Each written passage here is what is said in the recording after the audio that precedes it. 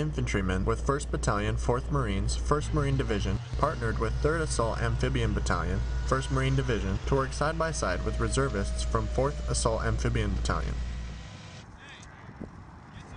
What we're working on is really getting our guys who are basically a cross-section across Bravo Company used to working with not only just different units, but also employing these different units as supporting arms and as an asset that's available to us. The 1st Battalion, 4th Marines are conducting mechanized infantry operations with the Amphibious Battalion during their annual training at Camp Pendleton.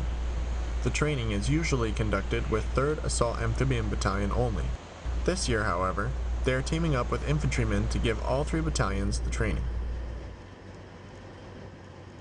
We're working on integrating with these familiar tactics that we use, that we have.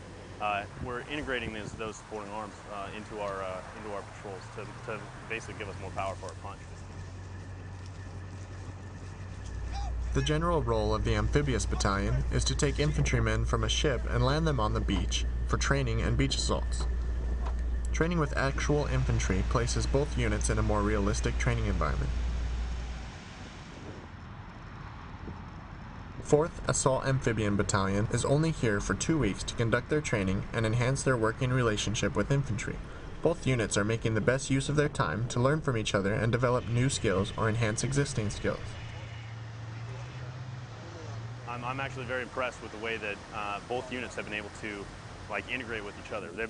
We've only been out here for a day and a half, and we're already working pretty well, like we've been in a workup already for a couple months. But it's really setting the stage for a lot of success later on during our work.